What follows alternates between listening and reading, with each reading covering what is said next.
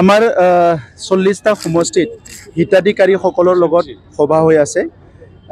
আমি চৰকাৰখনৰ পৰা অনুভৱ কৰিছোঁ যে প্ৰধানমন্ত্ৰী ডাঙৰীয়া আৰু কেন্দ্ৰ চৰকাৰে আমাৰ খেতিয়কসকলৰ কাৰণে, মহিলাসকলৰ কাৰণে, দুখীয়া মানুহৰ কাৰণে বহুত ভাল ভাল আঁচনি দিছে।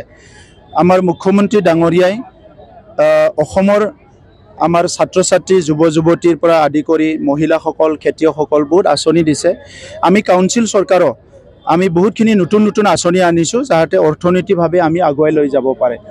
কিন্তু এই আঁচনিবিলাক যেতিয়া আমি আৰম্ভ কৰা হয়, আমি এটা বিশ্বাস লৈ পেলাই এৰি দিয়া হয়, কিন্তু বহুত সময়ত আঁচনিবিলাক সঠিকভাৱে ৰূপায়ণ নহ'লে হিতাধিকাৰীসকলে ইয়াৰ পৰা যিটো বেনিফিট হ'ব লাগিছে এইটো নহয়।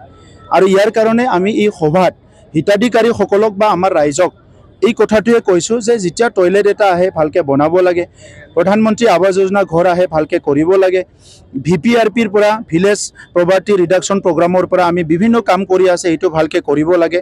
আৰু চৰকাৰী আঁচনিখিনি যদি নিজৰ IBS হওক বা কিবাই হওক, যাৰ কাৰণে আহিছে সি যদি ভালকৈ বনাই লয়, তাৰ কাৰণে অৰ্থনৈতিক উন্নয়নৰ কাৰণে বহুতখিনি পথ মুকলি হৈ যায়। তো এইখিনি কথা পাতিবৰ কাৰণে আমাৰ হিতাধিকাৰী সভা হৈ আছে আৰু চবতো আহিছে, খুব ভালকৈ আলোচনা হৈছে।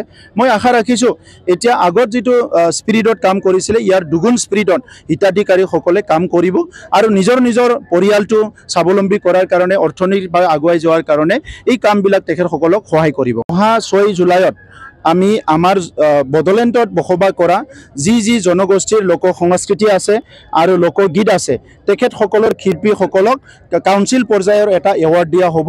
আৰু সিদিনাই আমাৰ 18টা ইয়াত ভাষা আছে, 18টা ভাষা, সেই ভাষাসকলক আহি থকা সময়ত জীয়াই ৰখাৰ কাৰণে 18টা ভাষাৰে 1000 এটা শব্দ আৰু 1000 এটা বাক্যৰ এটা ৱৰ্ড বুক বনাইছোঁ ডিক্সনাৰী লেখীয়াকৈ, যাতে এটা জনগোষ্ঠী আনটো জনগোষ্ঠীৰ ভাষা শিকিব পাৰে, সেইটোও ৰিলিজ কৰা হ'ব।